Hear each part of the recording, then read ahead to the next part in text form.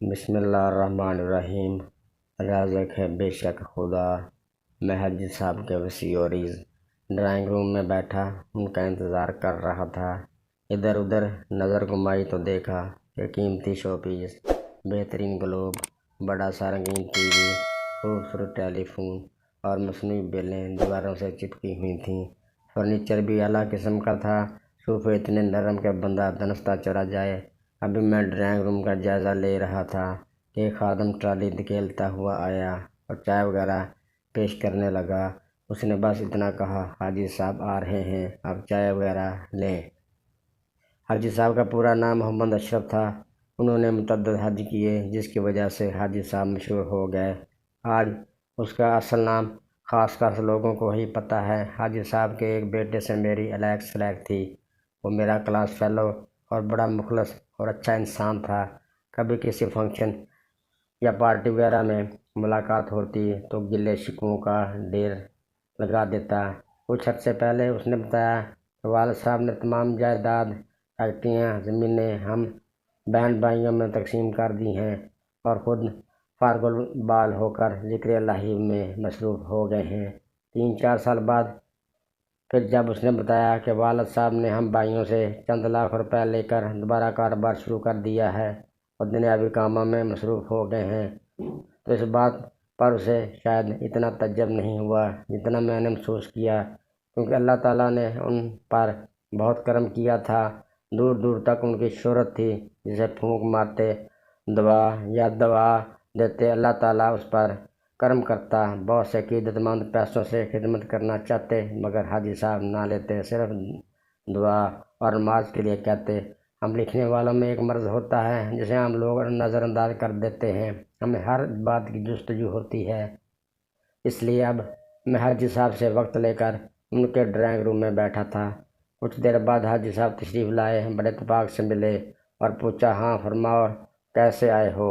میں نے کہا، مجھے آپ سے ملنے کا اشتیاق تھا، اس لیے آیا ہوں۔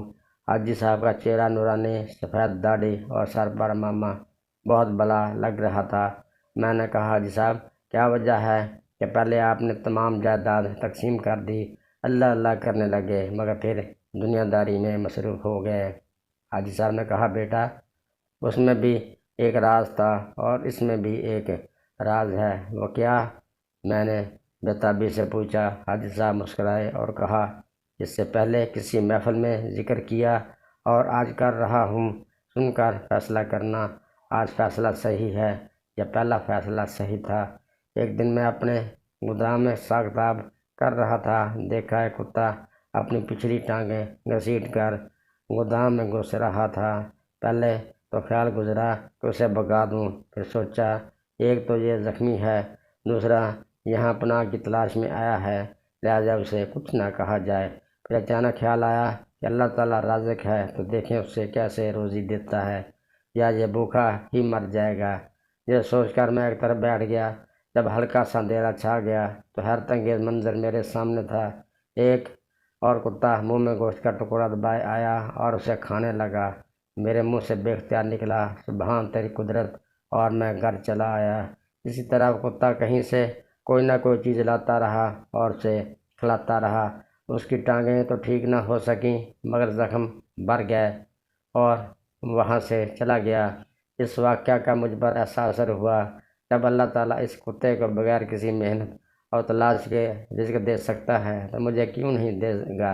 بس میں نے سارا کاروبار جائیداد اپنے بچوں میں تقسیم کی اور اللہ تعالیٰ سے لو لگائی۔